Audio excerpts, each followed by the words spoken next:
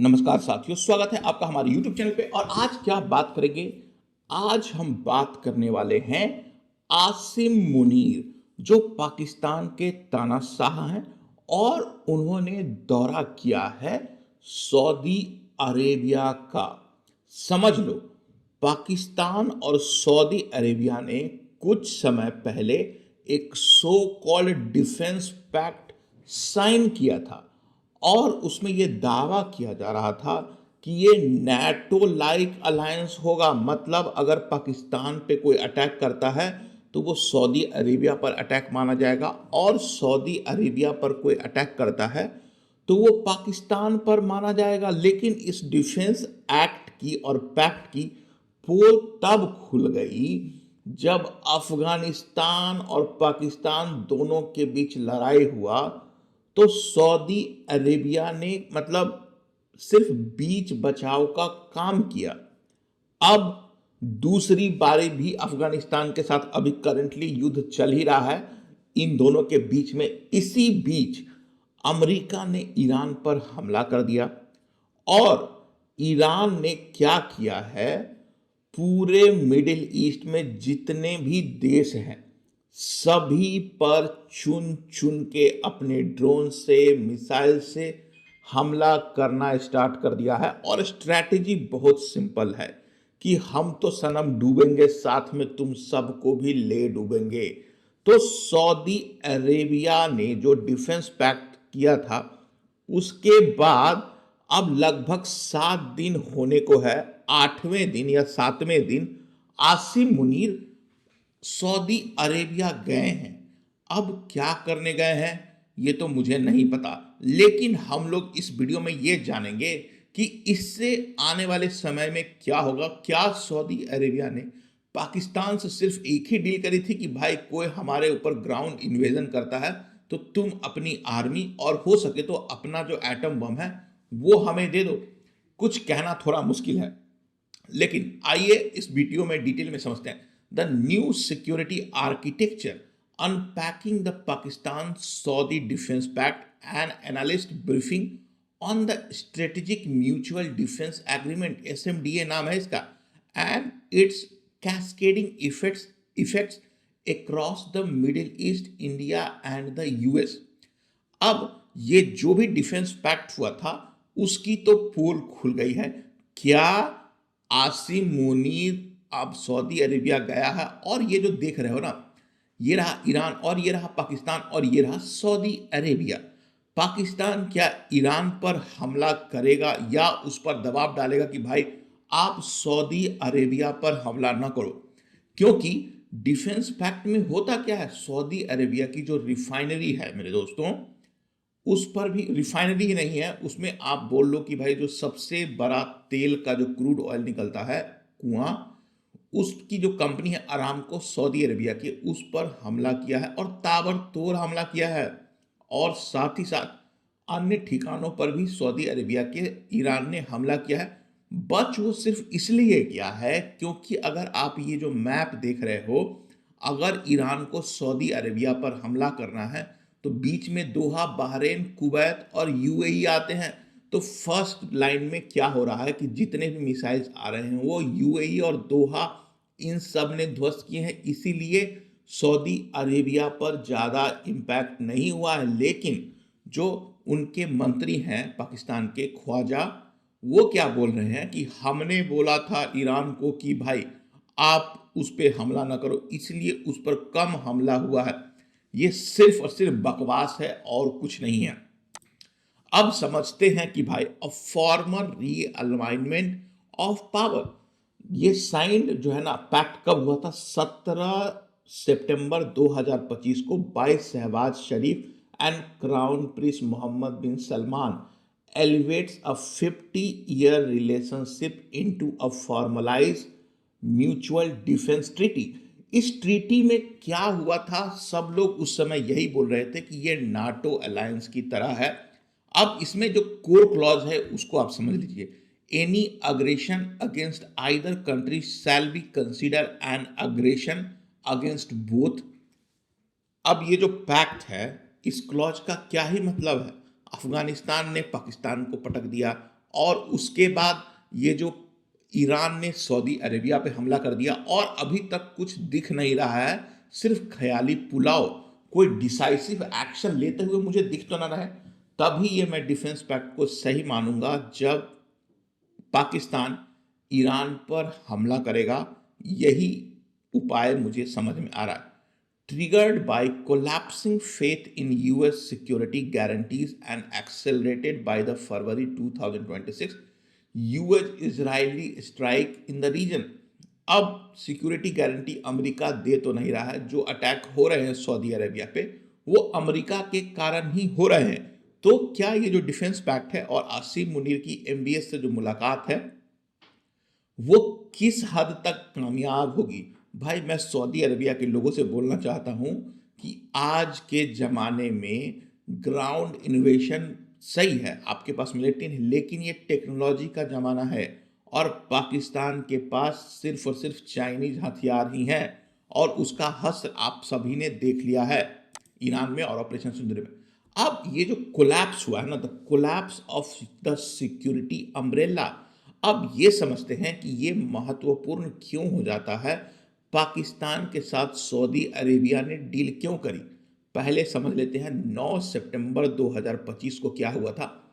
Israeli strikes Hamas leadership in Doha, Arab monarchies realized the US will not restrain Israeli operation even against non-major alliance।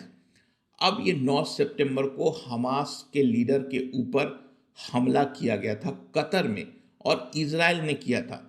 उसी दिन ये clear हो गया था कि भाई अमेरिका जो है ना इजराइल को कंट्रोल नहीं करेगा और इसके बाद से ही सऊदी अरेबिया ने डिफेंस पैक्ट साइन किया किसके साथ?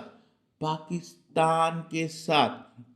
और मेरा अपना खुद का ये थ्योरी है और मानना यही है कि अमेरिका बस ये बताना चाह रहा है ईरान पर हमला करके कि कोई भी देश सुरक्षित नहीं है, अगर सुरक्षा चाहिए तो आपको अमेरिका को और पैसे देने होंगे।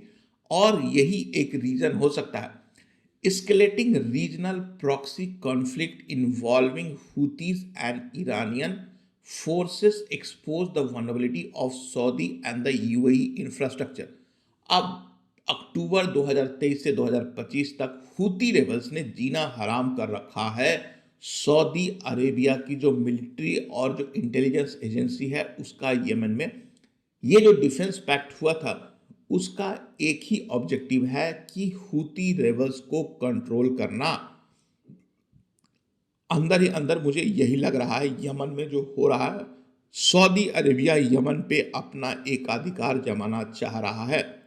28 फरवरी 2026 US Israeli strike kills Iranian supreme leader अयतुल्ला Khamenei, triggering massive Iranian retaliation across the gulf.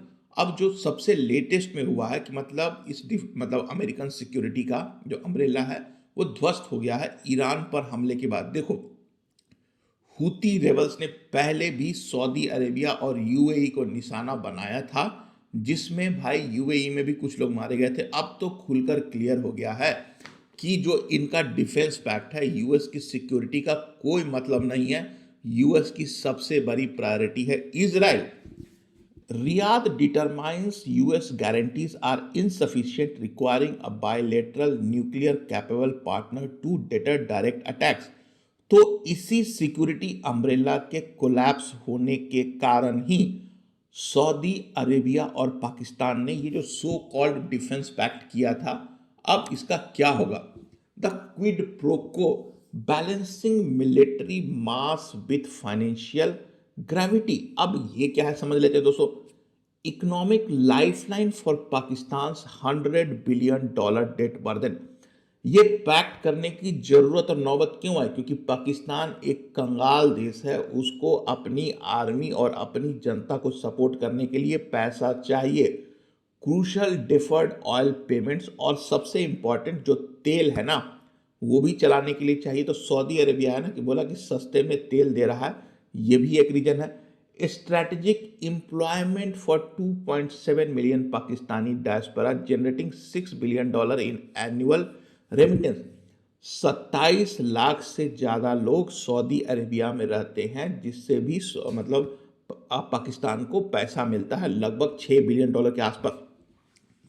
अब battle tested Sunni majority conventional military indigenous arms manufacturing and access to Chinese defence technology strategic deterrent capable of operating independently of US oversight. मतलब पाकिस्तान के साथ जो military contract sign हुआ है और pact sign हुआ है, उसमें क्लियर है कि सऊदी अरेबिया अब सिर्फ यूनाइटेड स्टेट पर निर्भर नहीं रहना चाहता है।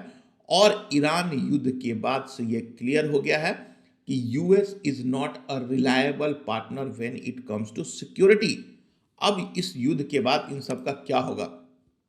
The nuclear umbrella question. देखो, पाकिस्तान के पास न्यूक्लियर बॉम्ब है। Pakistan defence minister Khawaja Asif suggested Pakistan capability will be made available heavily implying nuclear extended deterrence before later backtracking।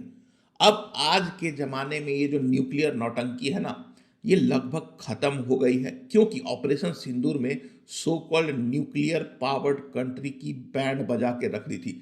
Technology के आने के बाद से जब जब नए नए टेक्नोलॉजी आएंगे तो समझ लो कि न्यूक्लियर अम्ब्रेला भी किसी काम का नहीं रहेगा। कैसे? मान लो कि भारत जो है अपने गोल्डन डोम जो अमेरिका में बन रहा है उस तरीके का मिसाइल आर्किटेक्चर बना के रखता है और कंटिन्यूअसली पाकिस्तान के जितने भी मिलिट्री और न्यूक्लियर साइट्स हैं उस पर अपने मिसाइल को लॉक करके रखता है। समझो मेरी बात को। तो क्या होगा कि अगर वो अटैक करेगा उससे पहले ही भाई उसके मिलिट्री के जो क्या बोलते हैं मिसाइल्स है ना, उसको अटैक किया जा सकता है। तो ये है फ्यूचर के टेक्नोलॉजी का जमाना भाई। तो स्पेस में भारत अगर इन्वेस्ट करेगा तो न्यूक्लियर डेटरेंट है ना, उसको रातों रात खत्म कर दिया जा सकता है। और यही करना चाहिए भारत को। ये जो गोल्डन डोम प्रोजेक्ट है ना अमेरिका का, उससे सीख लेते हुए भारत को भी कंटिन्यूअसली इस तरीके का मिसाइल डिफेंस टेक्नोलॉजी को ऑलरेडी लॉक इन करके रखना चाहिए और पूरे पाकिस्तान को मतलब we can literally neutralise the nuclear deterrent. तो यही अभी मानना है, क्योंकि फ्यूचर में टेक्नोलॉजी आगे बढ़ेगा ही बढ़ेगा। Active deployments and boots on the ground, 1500 to 2000 Pakistani troops currently deployed for operational and technical support, 8,000 to 10,000 Saudi military personnel historically trained by Pakistan, highlights the deployment of Pakistani's LY-80 and F-19 air defense system to protect Saudi infrastructure overseen by former Pakistan Army chief। देखो, अब इनकी जो hardware technology है so called LY-18 and FM-19, वो military security को बचाने के लिए और उसके जो राहिल शरीफ है पूरे आर्मी जनरल चीफ, उनको दे रखा है। लेकिन अभी वो काम आ नहीं रहा है दोस्तों, क्योंकि इनकी टेक्नोलॉजी इन्हीं की जैसी है। Pakistan tightrope walk with Tehran. Deputy Prime Minister Isaac Dar formally reminded Iranian Finance Minister Abbas Araghchi of the SMDA Pakistan diplomatic intervention is credited with the deterring heavier Iranian strike on Saudi targets। मतलब ये जो ख्वाजा आसिफ है इसने बोला है कि Iran को डर है इस डिफेंस पैक्ट के कारण ही सऊदी अरेबिया पर कम हमला हुआ है। ये तो सही है, लेकिन इसमें मुझे सच्चाई बिल्कुल भी नहीं नज़र आ रही है भाई। यूएस एम्बेसी पर हमला किया गया और साथ ही साथ जो दूरी है ना ईरान से सऊदी अरेबिया की वो बहुत ज़्यादा है।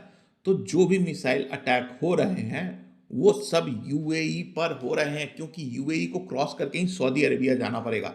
तो मुझे इस बात में कोई सच्चाई नहीं लगती। Pakistan is still has 35,000 citizens in Iran requiring evacuation and relies heavily on border stability।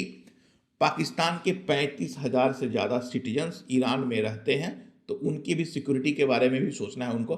Following the February 2026 strikes, Iran targeted US and allied facilities across the Gulf including drone strikes on the US embassy। जब ये सब हो गया तो इसके बाद कोई जवाब क्यों नहीं मिला है? मुझे नहीं पता। The sectarian risk at home. अब प्रॉब्लम क्या है कि अच्छी खासी मात्रा में 15 से 20 पर 15 to 20% of Pakistani population is Shia Muslim, many of whom are sympathetic to Iran. Problem ये है कि 20% जो आबादी है पाकिस्तान की वो शियाइट है। अभी अगर आपको नहीं पता होगा भाई, ईरान और इजराइल में युद्ध हो रहा है, तो जो लोग मारे गए हैं पाकिस्तान में उसकी संख्या 30 से ज़्यादा है। मतलब अभी युद्ध अगर पाकिस्तान ईरान पर अटैक करता है तो इन फाइटिंग पाकिस्तान के अंदर ही स्टार्ट हो जाएगी। तो भाई पाकिस्तान के लिए बहुत बड़ा टाइट रोप है। तो अब आगे समझते हैं। Following the assassination of Khamenei, deadly protest erupted in Karachi and Islamabad resulting in 23 deaths. It's more than that but 23 confirmed है। Siding overtly with Sunni Saudi Arabia risk triggering a severe sectarian backlash within Pakistan। तो इस बात को भी मद्देनजर रखते हुए भी पाकिस्तान जो है ना, ईरान पर दबाव नहीं बना रहा है। The India calculus altering the सॉल्यूशन एशियन बैलेंस। अब इंडिया के बारे में समझ लेते हैं। The primary concern the SMDA जो सो कॉल्ड पैक्ट है is ostensibly Middle East facing, but New Delhi views the arrangement as a direct threat. Pakistan gains access to Saudi wealth and potentially top tier Western weaponry। Bharat के लिए ये concern है क्योंकि पाकिस्तान की economy को Saudi Arabia बचा लेगा और अमरीकी जो हथियार हैं जो सऊदी अरेबिया खरीद रहा है उसको पाकिस्तान को दिया जा सकता है। तो ये भारत के लिए खतरे की घंटी है। और ईरान युद्ध होने के बाद से क्लियर हो गया है कि इस डिफेंस एक्ट का कोई मतलब नहीं है। इसका बस एक ही मतलब है, पाकिस्तान को पैसे चाहिए, उसके बदले में ये आर्मी का सौदा करेगा। Strategic buffer the pact introduces nuclear tingent ambiguity that raises the risk and cost of any future Indian cross border military। Example मतलब ये जो पैक्ट है ना, उससे हमें थोड़ा बहुत फायदा भी हो सकता है, क्योंकि अगर अपनी ईरान पाकिस्तान की सेना सऊदी अरेबिया को बचाने में चली जाएगी तो भाई हमें फायदा है। न्यूक्लियर बम दिया यार सऊदी अरेबिया को, हमें क्या लेना देना है। Saudi Arabia is highly unlikely to activate participate in the direct India Pakistan war initiated by Islamabad. अगर ऑपरेशन सिंदूर जैसा कोई भी अगर कांड होता है तो क्या सऊदी अरेबिया इसमें इन्वॉल्व होगा? मुझे नहीं लगता। अगर सऊदी अरेबिया इन्वॉल्व होगा तो उसके लिए बहुत खतरे की घंटी हो सकती है। India's counter strategy wages diplomacy $43 billion bilateral trade with Saudi Arabia. India और सऊदी अरेबिया में $43 बिलियन का मतलब व्यापार होता है। Deep energy ties and strategic partnership council the MEA officially noted the pact publicly emphasizing the expectation that Riyadh will keep in mind mutual interest and sensitivities।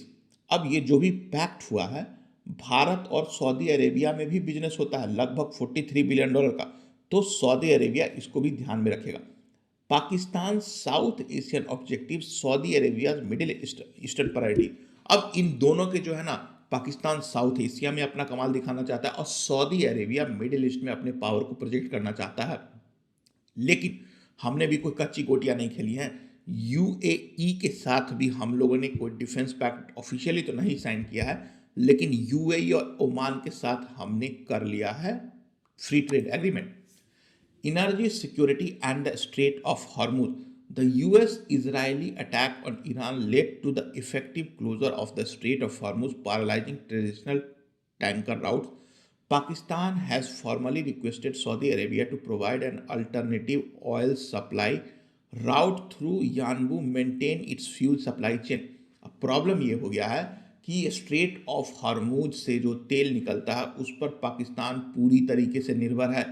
तो defence pact के नाम पर अभी जो आसिम मुनीर गया है वो सिर्फ तेल मांगने ही गया है कि भाई हमें दे दो यार तेल, नहीं तो हमारी इकोनॉमी बर्बाद हो जाएगी। The Washington reaction the Afghan angle with Saudi Arabia looking to Pakistan for its nuclear umbrella. The US is actively exploring counter measure president Trump is reportedly considering a push to reclaim. देखो पाकिस्तान है ना भाई, वो America के कहने पे ही शायद अफगानिस्तान पर अटैक कर रहा है और वो बगराम एयरबेस डोनाल्ड ट्रंप चाह रहे हैं और इसी कारण से ये हो रहा है। अब आगे समझ जाते हैं पोस्ट अमेरिकन मिडिल ईस्ट। अब अमेरिका और मिडिल ईस्ट के युद्ध होने के बाद क्या होने वाला है? SMDA signals a new era of strategic autonomy for Arab state bypassing Washington, ऐसा अरब देशों को लगता है। Analyst indicates this bilateral defense pact could serve as a blueprint. Nations are reportedly observing the rollout and may pursue similar independent defense framework. अब क्या है कि इस युद्ध के बाद से क्लियर हो गया है कि जो ये मिडिल ईस्ट के देश हैं, पैसा ही सिर्फ उनके पास है, पावर है ही नहीं, तो वो अपनी सिक्योरिटी को एक्सपोर्ट करेंगे या फिर इंपोर्ट करेंगे। Either Pakistan will be the one who can provide it, Egypt भी अच्छी खासी मिलिट्री पावर है तो वो दे सकता है, और यूएई। तो दैट्स क्लियर कि ये पाकिस्तान का डिफेंस पैक्ट क्या होना। The new geopolitical arithmetic, a de facto nuclear umbrella without the physical string of the West, मतलब बिना पैसे दिए हुए, मतलब पाकिस्तान को इससे फायदा होगा। For new Delhi, a complicated neighborhood requiring intensive economic diplomacy to maintain the balance of power. For Islamabad, unprecedented financial resilience to sustain its military apparatus. Pakistan को इससे फायदा होगा। अब formidable new Sunni deterrence axis sitting on both its eastern and western border. तो मतलब Riyadh, Delhi, Islamabad सबको इसमें नुकसान होने वाला है, मतलब पाकिस्तान को तो फायदा ही होगा। The Pakistan-Saudi SMDA has successfully fundamentally altered the calculation of Washington, New Delhi and Tehran. Its ultimate success, however, depends entirely on whether Islamabad can manage its volatile domestic sectarian divide and whether Riyadh is willing to risk its economic ties with India. अब ये question mark है कि ये जो defence pact हुआ है, इसके बाद भारत और सऊदी अरेबिया अपने रिश्तों को कैसे मेंटेन करते हैं। बट एनीवेज दोस्तों, ये रहा आज का मेरा वीडियो, जिसमें मैं आपको डिटेल में ये बता रहा था कि जो so called Saudi Arabia defence act है ना, डिफेंस ट्रीटी है, पैक्ट, उसका अब परीक्षा होने वाला है। और ये 7 दिन बाद जो जनरल मुनीर है वो पाकिस्तान छोड़ करके सऊदी अरेबिया में पहुंचा है। तो आप क्या सोचते हो दोस्तों, इसके बारे में अपनी राय जरूर हमें कमेंट में लिख करके बताइए, और वीडियो देखने के लिए धन्यवाद।